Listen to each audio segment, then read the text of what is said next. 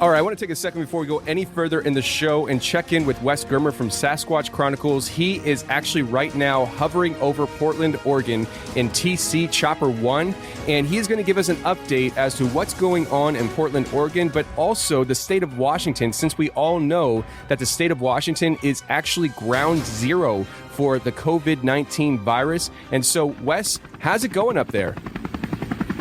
How's it going up here? Washington has fallen. We're all goners. We're all goners. What kind of question is that? How we do it? This guy's asked me how we're doing up here. Can you believe this? Hey, Jim flying the helicopter. Tony wants to know how you're doing, pal.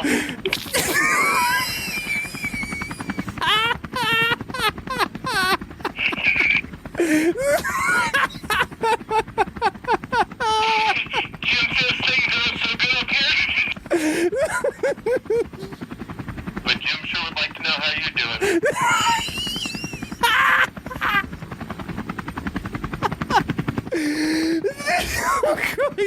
I'm crying. Jim and I are in agreement. Things aren't looking so hot. Any other follow-up questions while we're flying around? Well, the confessional's over and out. Copy that. Jim says bye. Thanks for the update, Germer. You stay safe up there, buddy.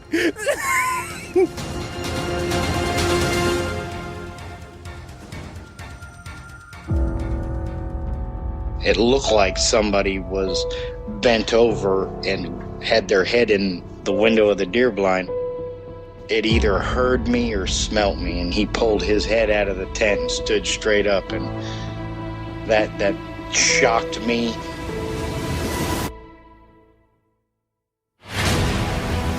They don't make people that big. The way it moved,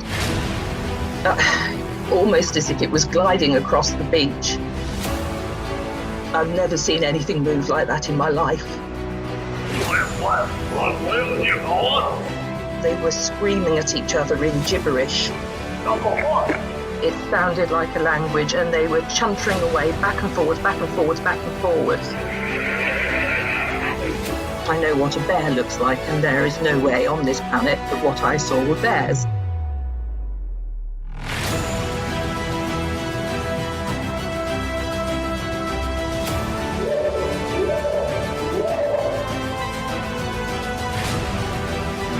What are you reporting?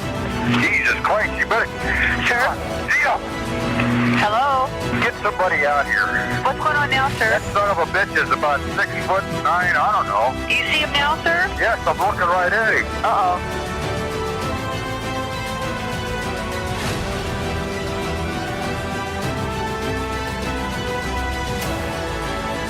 This is Kern from Minnesota, and you're listening to Sasquatch Chronicles.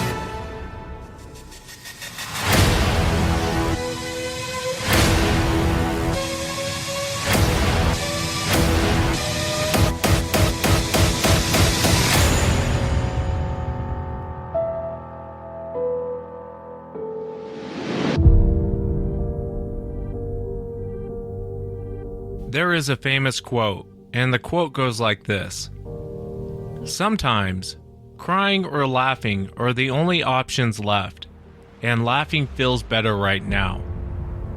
No, we're not making fun of the pandemic.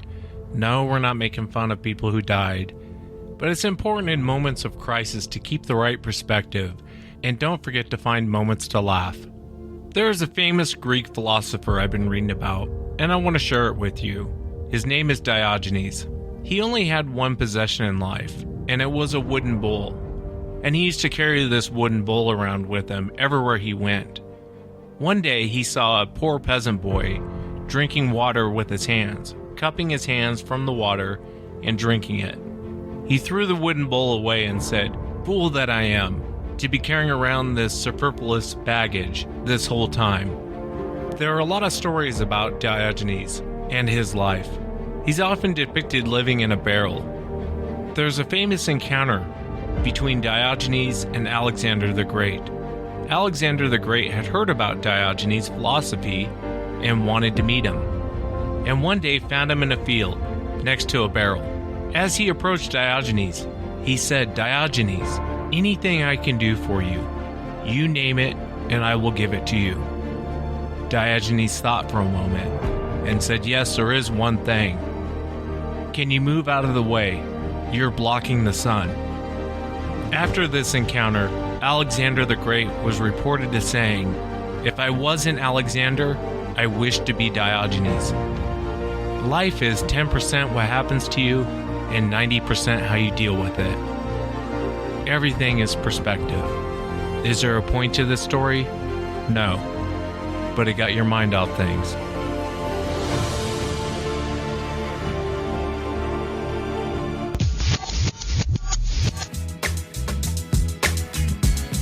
I hope everyone is staying safe during this time of crisis. I hope everyone's doing well. We're going to be fine. We're going to get through this. In a couple months, we'll forget about the coronavirus. We'll forget about all of this, and life will go back to normal. Got a great show planned for you.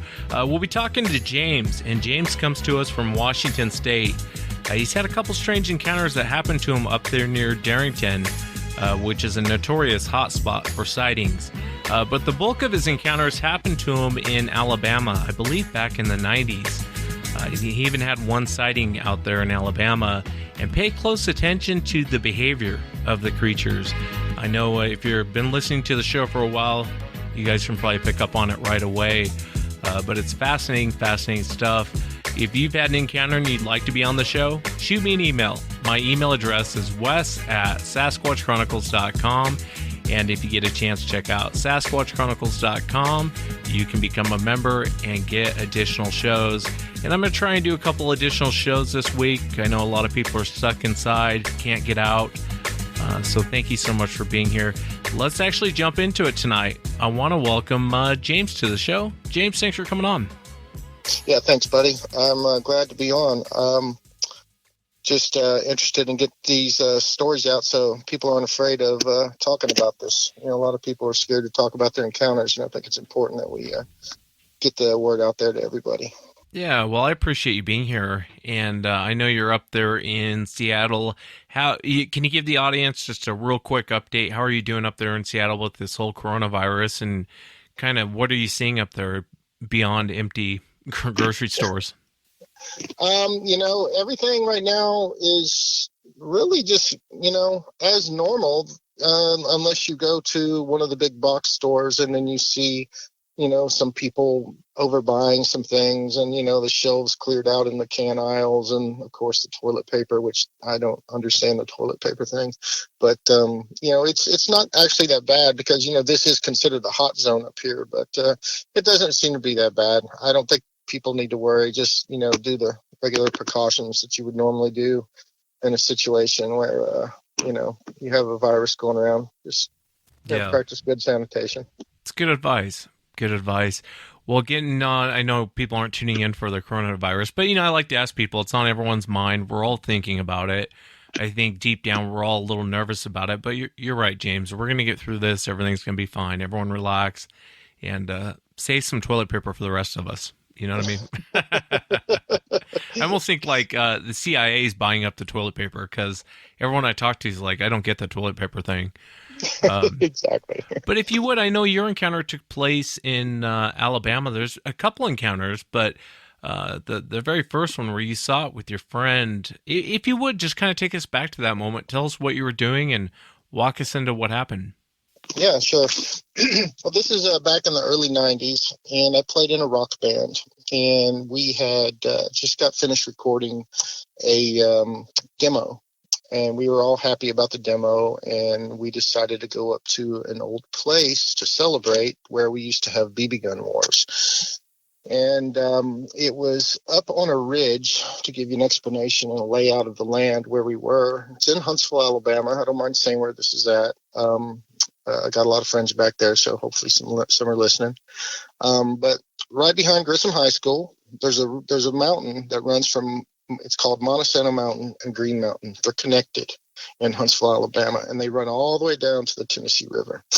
And Green Mountain is the one that's closest to the Tennessee River. Well, we had went up to this place where we used to have BB gun wars, and it was behind Grissom High School. And it's not a place that there's a known trail. It's just you got to kind of know how to get up there because you got to go between people's houses and stuff like that. So we decided to go up there and camp out for a night, just kind of celebrate amongst the band, the completion of the demo. And it was a late decision. So it was around 9:30 at night when we decided to go up there. And this was during all I can say, it was during the dry time of the year. So anywhere from, I would say April through August, September in Alabama, it's going to be very dry, very humid. And so, there was a lot of dead leaf on the ground from the year past, but the trees were very green. And, so we hiked up there through the woods. It's about probably a 35-minute hike up through the woods to get up there. It's not very far. But when you get up on top of the mountain there, it kind of flattens out into a nice, big, wide open area. And then, we decided to just set up right there because it wasn't real windy, wasn't going to rain. We just said, let's build a fire here, set up our camps, because there were 5 of us. It was me, Carlos, David, and Mike. And so we started setting up camp, and we got everything set up, and we had the fire going. And, what we were doing is we had brought a box or, a radio cassette player or whatever, and we were playing our demo. We were listening to it and just enjoying it and talking about it. And about 11 to 11:30, I think I was the first one to start hearing it. And on the backside of Green Mountain there, it goes off into a valley where there's just a few homes and a lot of farms. It's a lot of open land, but it's a very steep incline to go down that way. I mean, you could traverse it, but it wouldn't be fun. And we heard something coming up that way. And so we were like, is this someone homeless coming up? Because it was real obvious that it was on 2 feet. You could hear each footstep very clearly going through the leaves as it was walking up. It was a and then when it kind of topped up on top of the mountain there, we noticed it sounded like to us it either had an accident or it was very frustrated because a lot of limbs started being broke. There was a lot of commotion over in that area. And then it started walking around our camp, and it was outside of the fire line. Okay. It was just out. It stayed outside that fire line, where we could not see it. And it walked around our camp it walked around fully around about twice. And it took about 40 to 45 minutes for it to do it, because it would walk a little bit and then it would stop. And we would listen because we were paying a lot of attention to this because we were very nervous at this point. All 5 of us. One of us had a Jack Daniels bottle in his hand. The other one had a small hatchet in his hand. It was a perfect horror movie scenario. And, we're just looking out there. And when it would stop, it would move a little bit. You could hear it move within the brush a little bit, like you could hear like a limb break and just like small stuff, nothing major. And, after about 40, 45 minutes of that, we just said, okay, we've had enough of this. We're not going to go to bed. This isn't going to happen. So we literally just took what was important to us and we left, and we came back the next day and got our stuff. Now, can I say that was a Bigfoot? I can't say it was Bigfoot, but I don't know anything else that's on 2 feet that would have done the stuff it did. And one thing I did leave out is it huffed at us a couple of times. And when I say huffed, I'm not talking about like a deer grunt, when they're mad. If you've heard them stomp and they'll grunt at you. So it's not like that. It was a release of air, a very big release of air a couple of times. You could just hear wherever the air was coming from, there was a lot of room there, and it was very noticeable. And that's really what freaked us out, because at first we thought it was just some homeless man, But then when we heard that, that's really the thing that kind of, made us go, okay, this isn't normal. This doesn't sound right. We don't feel good about this. We're just wanting to listen to our demo tape and have a good time, and this isn't going to happen. So we just decided to vacate and get out of there, and we came back the next day to get our stuff. And for the life of me, I wish I could remember the condition of the stuff, because I do want to say I remember some stuff being messed with, but I can't say 100% for sure because it's been so long. But on that same ridge, going to the second encounter here, because this happened about 2 years later, me and Carlos, he was up there that same night, just down about probably 4 miles. I figured out it was when I looked on Google Earth. It's about 4 miles from where we were down to the end of Green Mountain, where we would go and hang out, and just me and a bunch of buddies and a lot of people. I mean, I'm 51, and people back in Alabama at that time, you didn't hang out in the bars. You didn't go to any. You went out in the woods and partied. That's what you did. You went and built bonfires and just had a good time and socialized. And there was no electronics. Only maybe one cool person might have a beeper, but that's about it. I remember. So yeah. So we would. We decided to go meet a couple of friends, Brad and Brian, up on this Powerline Trail is where it was, on top of the end of Green Mountain. And you had to drive up into a small neighborhood and then cut across a field and go over into the Powerline Trail. And there was a trail that you drove back. You could drive your car. It wasn't like real smooth, but you could get your car back there. And there was a certain point when you went back there that you had to pull around this big tree limb. It was a big pine tree limb that hung really low out, I'd say about 3 or 4 feet off the ground. And it hung real low out into the trail. We left it there because we would, thought it was a good cop deterrent, keep them from coming back there. So everybody just kind of drove around it. Otherwise, it'd scratch your car up real good. And what we had done is we had pulled down to where we always build the fire. We'd turned the car around. Now, this is at night, mind you. It's probably around 9 or 10 o'clock, I would say. And we were waiting for Brad and Brian to come up there, and we had turned around facing out the trail. Well, in Alabama, and in the South, there's a lot of red clay, and when the red clay is real dry, it's bright orange, kind of. So the moon was the sky was nice and clear that night, and the moon lit up the trail real well, so you could see the trail real easy. The mud, the red clay, and you could see the limb, coming out, that big limb coming out into the trail. And as me and Carlos were sitting there listening to a new album that just came out, I think it was Defenders of the Faith by Judas Priest, we were sitting there listening to it. Carlos was doing something over in his passenger seat, or in the driver's seat, and I was in the passenger seat, and I was looking down the path, waiting to see headlights come for our friends coming down the path. And all of a sudden, I noticed that part of the trail got blocked out for some reason, and I thought it was just the glare from something that Carlos was doing, in the windshield. There was a glare, and I thought maybe that's what it was. But then I noticed that's not what it was, because I noticed it was just really big. It was really blocking out a big portion right next to where that tree limb came out. Well, as soon as I started really trying to pay attention, it walked, and it took about, I'd say, 2.5 steps to clear the whole thing. And at first, when I saw it moving, I was just like, okay, I'm seeing something. And then I noticed it actually pushed the branch or ran into the branch. I couldn't tell because I couldn't really see arms, but I could see 2 legs for sure. And it was probably about, I'd say maybe, I'd say it have to be 7 foot. But what was interesting about it was I would have had to easily say from front to back how thick it was. In the chest area would have been about 2.5 feet. That's how thick it looked. It just looked really, really thick. And I was like thinking that I was going to see a back half come by, like the back half of a horse or, or a big deer or something. But that's not what I saw. I saw 2 very plain legs walking. And when it hit that branch, it pushed the branch around or ran into it. And you could hear the branch crack because we had our windows down.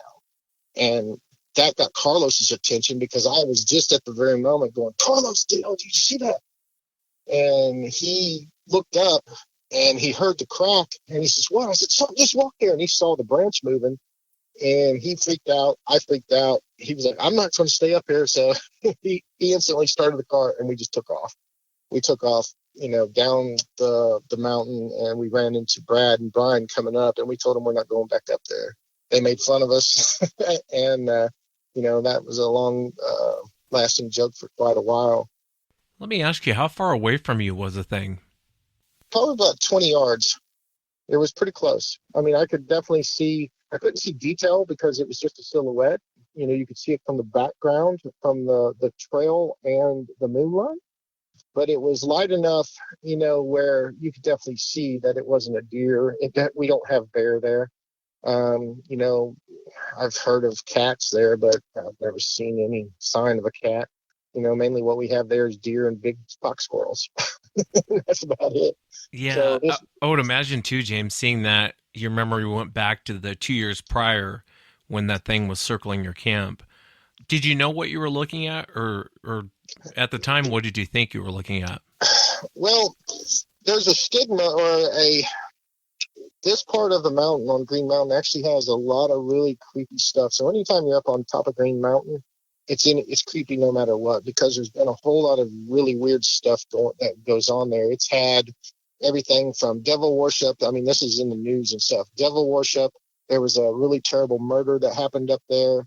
There was, just all sorts of real creepy stuff that, goes on up there. So right around the corner from where we, built our bonfire all the time, if you went down the trail about another probably 100 yards, it turned real swampy, and no one ever liked going down there because everybody would get freaked out. They felt like they were being watched. They just felt like something was watching them.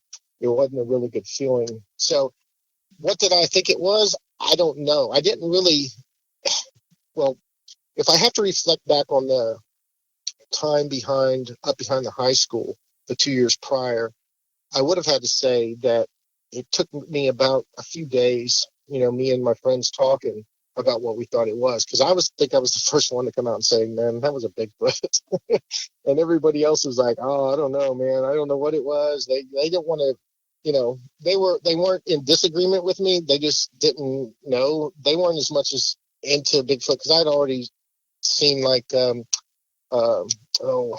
famous first one with Leonard Nimoy, The Patterson. Yeah. Yeah. And then the first time I'd ever seen that, I was just like, as a kid, because I grew up loving monster movies, Godzilla, Creature from Black Lagoon. I loved it all. And, when I saw Bigfoot and I knew it was a documentary, I understood it as a kid. I was like, no, I think that could be real. To me, it felt like that could be real. And so, I always had an interest in it, but I was never going out of my way to look for it. But and I also thought that they were only up here, like in the north. In Washington, yeah. I get that a lot. Yeah. So it was very, very shocking. It took days for me to really reflect back on it, and actually years, because, when something like that happens to you, you can only, you go through moments of when you assess what happened, and you're like, maybe it was this, maybe it was that. You try to debunk it, and when you can't debunk it, what do you do? I just don't throw it away. I'm not just going to say, well, I'm never going to talk about it again. I'm just going to say, had something very strange happen, and it definitely wasn't a deer. And like I said, there's no other animals there. There was actually some horses up there because people had some barn, some stables up there, but it was no horse. It was absolutely no horse, because if it was a horse, I would have seen the legs. But what I saw was big, thick legs. And as I'm looking at them right now in my head, picturing them, the legs look to be like probably, oh man, a big round. I mean, goodness gracious, maybe, like a foot across, at the top part, a full foot across. And, they were big. I mean, I wouldn't say this was a big monster, as far as like from some of the numbers that I've heard, like especially up here, but it was big enough, for me to not want to be around there. Yeah, I get it. No, I get it. And their legs are like tree trunks when you see them, you know. Yeah. And we could hear it actually go off into the woods as we were pulling off. We heard it. And that's what, even because I was rolling up my window because he was pulling around the tree. I was telling him, hold on, roll my window up. And he was just getting out of there. And so it was kind of a funny moment. But, that's what happened to me in Alabama. And that sparked an interest in me for a long time. And so from that point on, I started really looking into it. I've never went and looked for these creatures. I never, thought that I would know the proper way to do it, and so anyhow, we moved to Washington, up here to Washington State, back about 8 or 9 years ago. And up here in Washington State, I live up here, around Lake Stevens area. And we decided to go hunting the first time, me and a friend of mine that I had met through work. We decided to go hunting towards Darrington. And we were way out in the middle of nowhere, in the middle of the sticks. And we had set up camp behind a bunch of fall-offs off of a mountain, a bunch of boulders, so we could block the wind from us. And so the boulders were actually very stacked real high. I mean, they were probably stacked about 14 or 15 feet high. It was really big.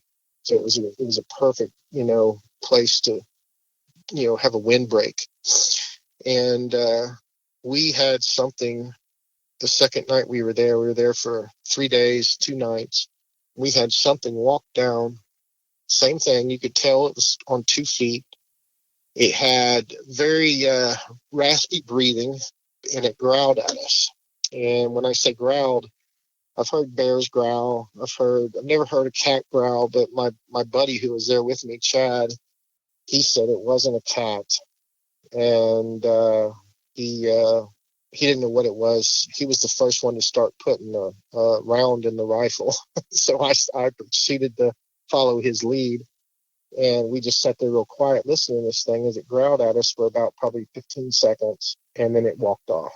And when it walked off, it was 100% on 2 feet.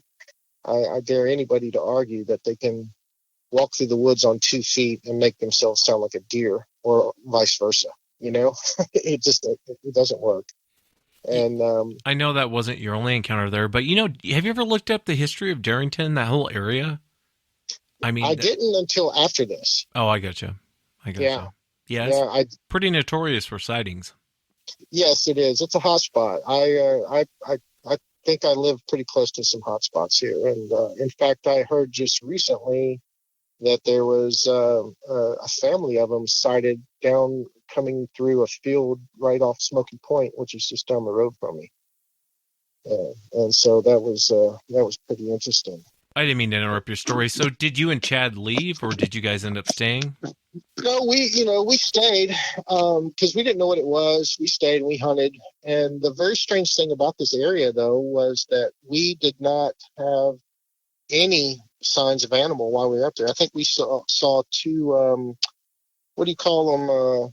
What are the birds? What are the mountain chickens?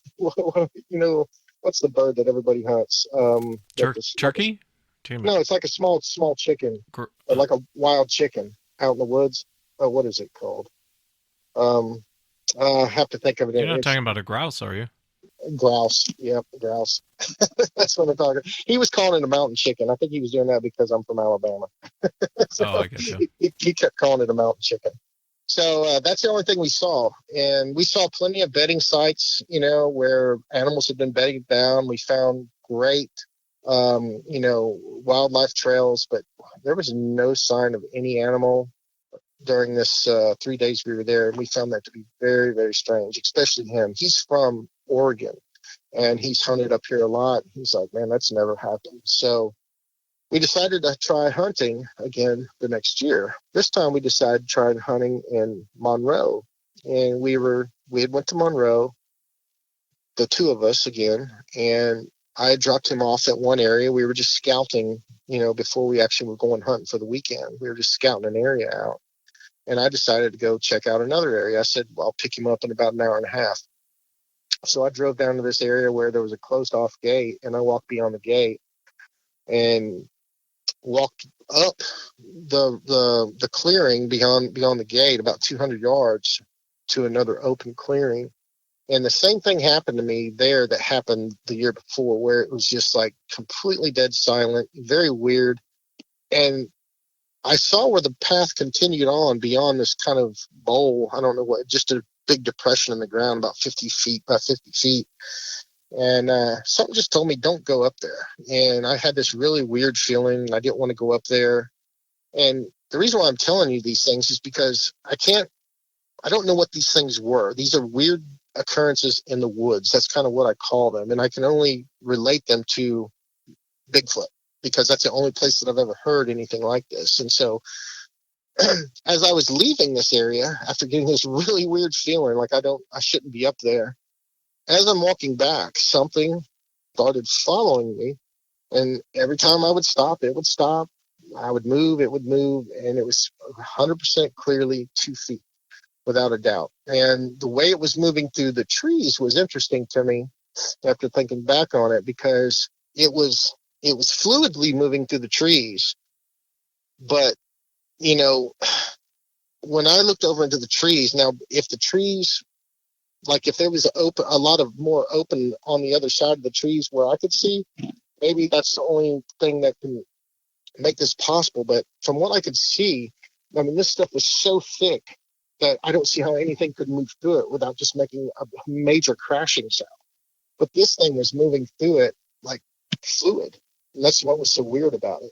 That's what kind of freaked me out. So I actually turned halfway down and looked at the area.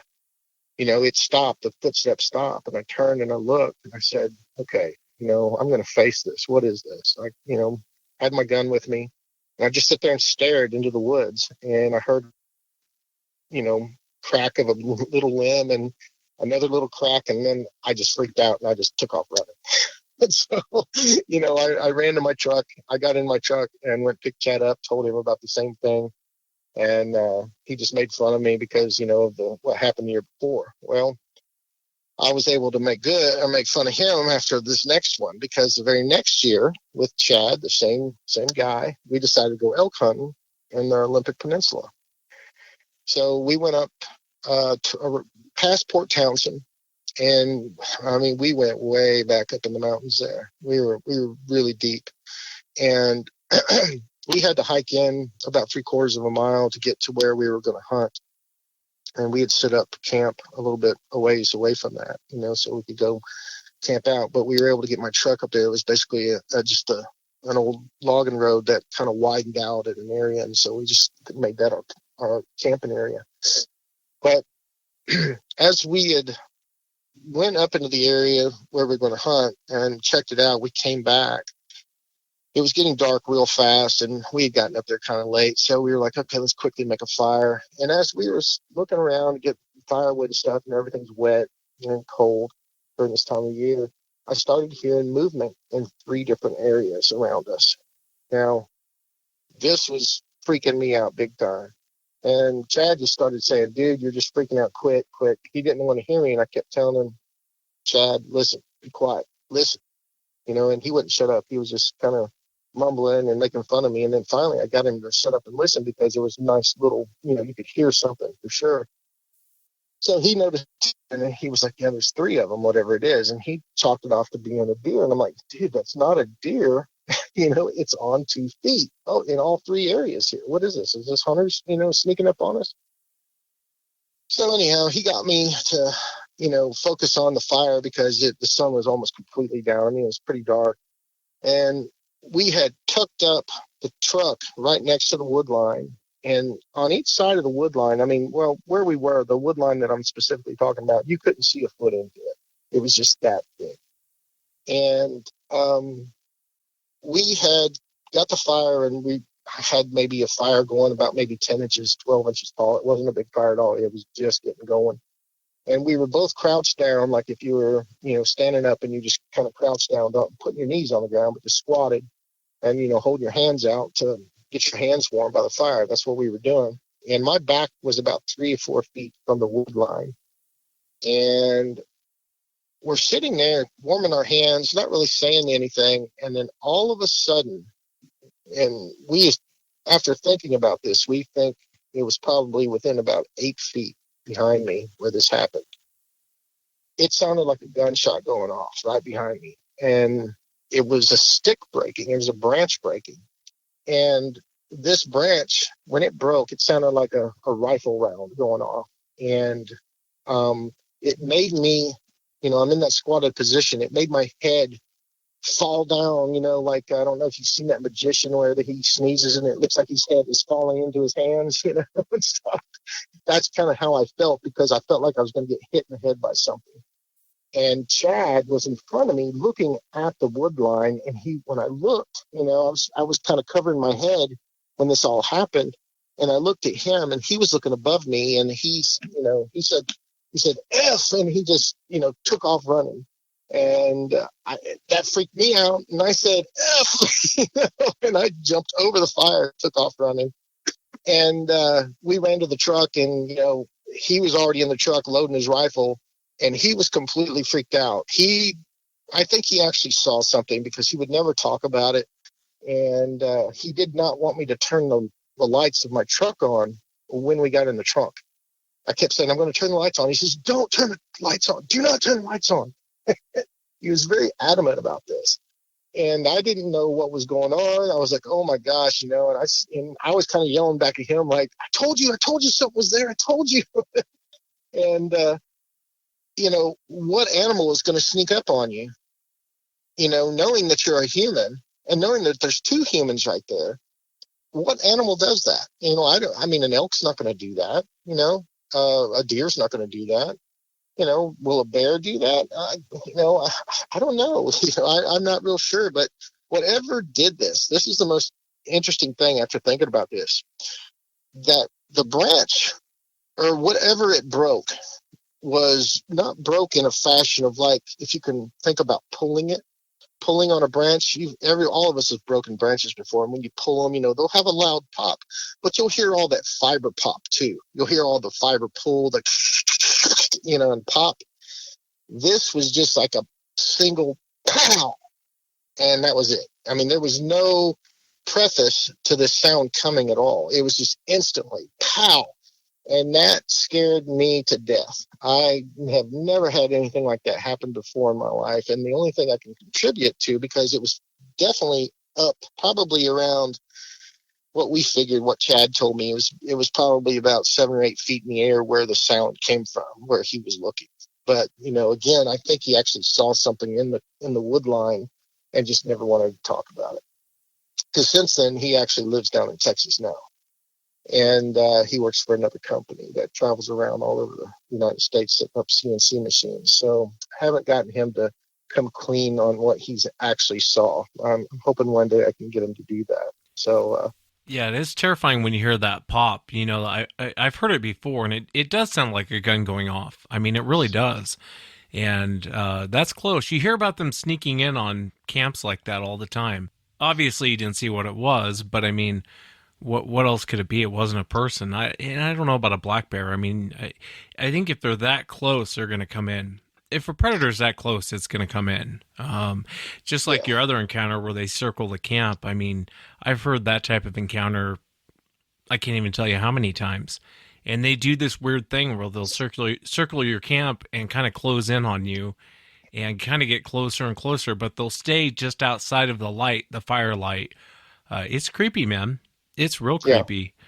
Go ahead. Yeah. No, I was just going to say that, I've never had anything like that happen before. That was something that, when you try to explain it, you try to debunk it, you try to, figure out, what the most practical thing it could have been. It doesn't make any sense. And the weirdest thing about it is getting how did it get so close without us hearing it? I don't really believe in coincidences. I'm not one to really believe in them. And for a branch to be broke like that close to us, doesn't make any sense to me. There's nothing that comprehends that was a purposely broke branch by something. It wasn't like, oh, there's a there's a big fat owl sitting up there and the branch broke or something, like that, a big bear up there. We didn't hear anything hit the ground. I mean, what we heard was a pow, and then it was completely dead quiet. You didn't even hear the it might have happened, but I don't remember hearing the branch even hitting the ground or anything. We just heard the pow, and that was it. We took off running with our tails between our legs. We we didn't want nothing to do with it because whatever that was way more powerful than we were. I mean, it sounded as if, I don't know if you've ever took a 2x4 and jumped up and broke it, it could be a real loud pop, a good fresh 2x4. And, you like place it between two cinder blocks and jump up and break it. If it's a good one, it'll pop real good. But if, it just doesn't splinter. I mean, this was like a loud pop. So it was very unusual, very, very unusual. And then, we hiked in that morning around 3:30 into our hunting area, and it was completely dead again.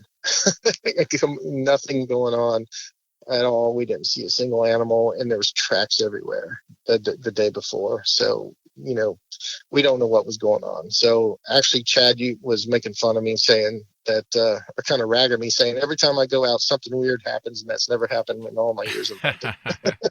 Yeah, it's your fault. It's your fault all of a sudden. Exactly. Yeah. But, there was another encounter, something else that happened just most recently, and this is up high around Easton, Washington, high in the mountains.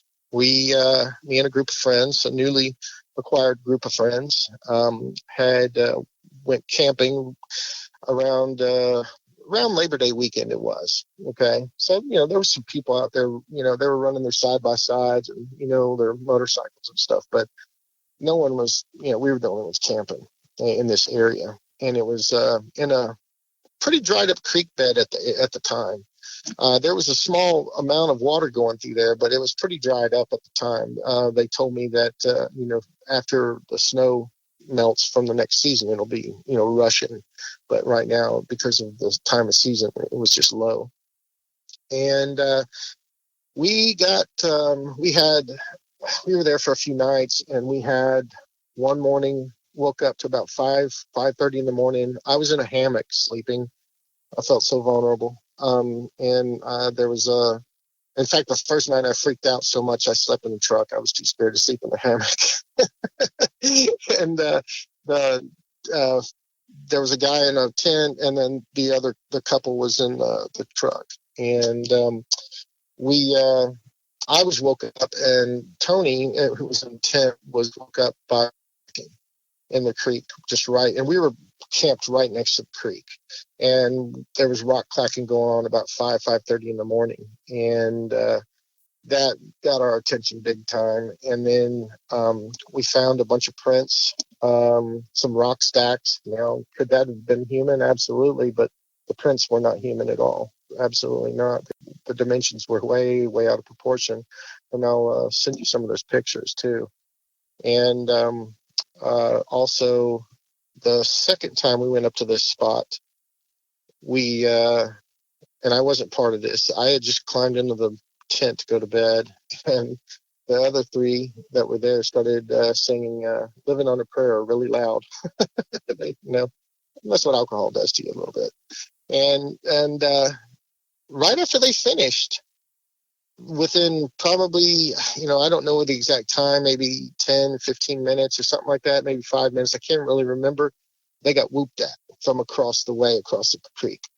They heard a bunch of whoops that were coming from the tree line up there.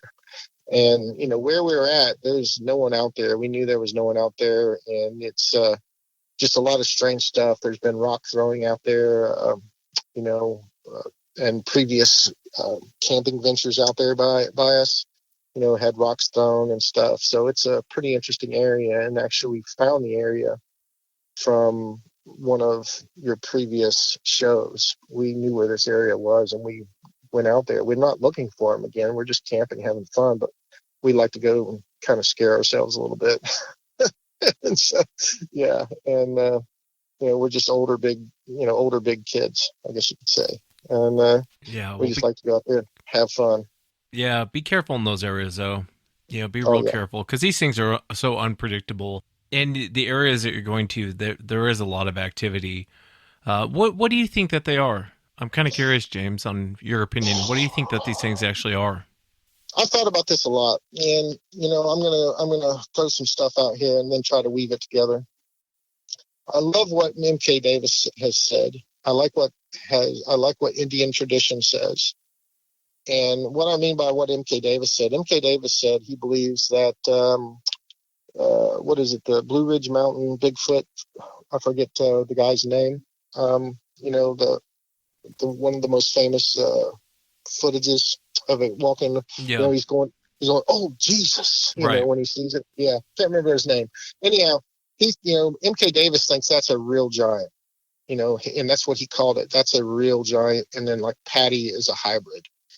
I'm definitely on board with the Sasquatch Genome Project. I believe that's a absolutely 100% legitimate, study done with good science and good lab work. I don't see anything faulty in the lab work. The only thing I see is people poo-pooing all over the results. And they said that, and most of the people say the results were contaminated. Well, the Dr. Ketchum, who was the head of the study, she showed that these samples were cleaned, and you can actually clean the samples. And if you have a dirty sample, it will show up after you get your results back. And so everything that the Genome Project did, I think is absolutely, legit, which means that the mitochondrial DNA was human female. I think it might even been native. I'm not sure about that, but then the nuclear DNA was unknown. They'd never seen anything like it, and so to me that makes a lot of sense. And now, where could you go from there? I mean, that's where you could get real crazy and start going off into the Nephilim and the Raphaim and all that stuff. And I don't know where to go from there. I just know that I do not believe they are an ape. Let's just put it that way. I typically apes, especially when you look at feet, apes don't have human-looking feet. I don't know of any ape that has a human-looking foot. Most apes have, a distended big toe, like a hand. And these footprints are very human-like. And so, and then when you add in the Sierra sounds and all that, it's just, we've got something unique. It's, can I call them a people? I don't know. But I don't believe they're just an ape. I believe there's something more than an ape. And that's really the best thing I could say. I'm not going to shut my mind to, something, what's the simplest thing in this case. This is where I think you got to keep a pretty open mind. Yeah, I agree with you. I don't think that they're an ape either, and I've thought about that too. I remember one time I was sitting in front of my desk and I had all these casts sitting there, and I thought the same thing you did. I was really looking at them and I was like, man, these are on a large scale human footprints. But they do, I understand why people say ape though, because a lot of their behavior sometimes does act like an ape, like a non-human primate. A lot of what the way they vocalize, throwing things at you, a lot of their behavior is, but you're right, a lot of their behavior is not ape-like, like the Sierra sounds, or like Claire's encounter. You hear her in the intro of the show, and she's saying they were chattering back and forth, and when I asked her, did it sound like the Sierra sound, she's like, absolutely, that's exactly what I heard. So it does make you, I think you're right, I think it is something very unique. My next question is, where do they come from? If once we figure out what they are, where does it come from? And there's more questions than answers. The more you get into this, the more questions you have than answers. And anyone that has all the answers for you is probably lying to you. Yeah, absolutely. I would not disagree with that one bit, because you can't pin. What's interesting is you can't pin any one thing down with these things. Nothing, not a single thing. Yeah. There's not a single thing about them you can pin down. Every time you think you've pinned down one little part of them, whether it's looks, footprint, voice, whatever, whatever it is, then it gets thrown all out of whack, by something else that you hear about. And so it's a fascinating subject. I mean, I'm totally fascinated with it. And I'd just like to throw something out here that, and I might get his name wrong, and I hope I'm not getting his name wrong, but Steve Isdall, is that his name, from How to Hunt? How to Hunt, yeah. Yeah, I am super supportive of him and what he's doing, because he's trying to bring some credibility back to the Bigfoot groups, people who are interested in this. I think that's a fantastic thing he's doing, and I'm in full support of it. Just to make that known, and he didn't ask me to do this. I don't even know him, but I like where he's going with it, because that's I think the biggest problem with the whole subject itself, with people that call themselves researchers. If those people that call themselves researchers had just an easy, open mind and could, take in what witnesses are actually saying and go from there, there'd be a whole lot more respect in the whole field, I think. But you have too many people that have agendas, biased agendas at that, and it causes problems, and then they start crapping all over each other. And I've never even been to a single Bigfoot conference, but, I hear about all the stuff, and I'm like, man, doesn't sound good. And it does not sound good for the interest of the subject. But, here's the thing, when it comes down to it, we know these things are real. We have all the evidence, period. The evidence is there. The DNA's evidence is there. The scat evidence is there. The hair evidence is there. The footprints evidence is there. We know they're there. It's a fact. What are they? That's the big question. Yeah, no doubt. Yeah. And you're right. Steve, on his YouTube, is How to Hunt. If anyone wants to check it out. Steve's actually a really nice guy. I've talked to him in the past, and he does have legitimate encounters. I mean, this guy's seen some stuff. And I know he gets a lot of crap, but Steve's actually a really nice guy. But have you ever thought about going back out to these areas? Have you been back out since you had these type of encounters? Yeah, actually, like I said, we don't go out to look for these things, but we like to put ourselves out there. And I can't remember the researcher that you've had on one time. He was one of the few that you like, and nice guy. But I agree with him. If you want to go look for these things, you don't go looking for them. You just put yourself out there and act like a human, and then pay attention to your surroundings, and that's what you got to do. That's typically what happens. But, we don't go to regular, camping areas. We go out in the sticks when we go camping. And that might be another reason why we, get the situations that we get, is because we're not really out there where regularly there people are out there. So it's an interest to whatever animal may be coming in to look at us. It's like, hey, what are these guys doing? Come to check us out. Yeah. So, I'd be foolish to say that it's not risky, but I do believe it is risky. We usually are going out there pretty, safe. We're well armed. So we don't go out there looking for trouble, but we go out there and want to pay attention. And I think the guy that that did the tent study, where he put the recorder in the tent. Oh yeah, Randy Harrington. Yeah. I love what he's done. I've paid attention to a lot of his work, and I love what he's done. And we're going to try to maybe duplicate that a little bit. I'm looking at buying some really good audio recording equipment that can be left out, for 24 to 48 hours at a time. And I'm wanting to do that. Just, it's just for my own self enjoyment. I mean, yeah, I don't, anybody ask me about Bigfoot, I'll tell them. And if you think I'm crazy, oh, well, that's your opinion. That's okay. I don't mind. Yeah. I'm not out to keep up with the Joneses or anything like that. I'm just a easygoing Southern boy that, had some weird things happen to him and now has a little bit of interest in finding out what it is. That's pretty much what it is. Yeah, absolutely. Well, let me know if you get anything, and be safe while you're out there. And I appreciate you coming on, James. Thank you so much for taking the time. Absolutely. Thank you so much.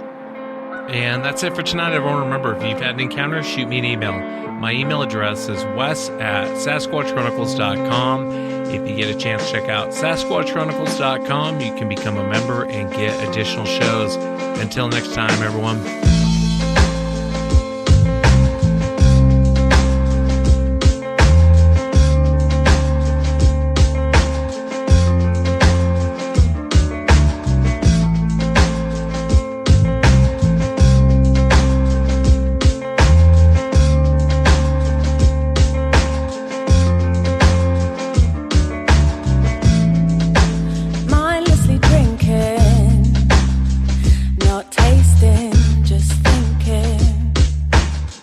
About limitless infinite life. She is my thunder. No wonder I'm gone under the intoxicating danger I like. Save me from myself, let me drown in my black lake. Let me float away. Save me from myself, drown in my black lake.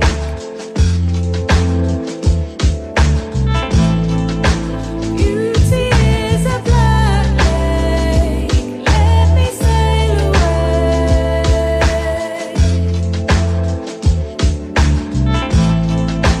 Beauty is a black lake. Let me sail away.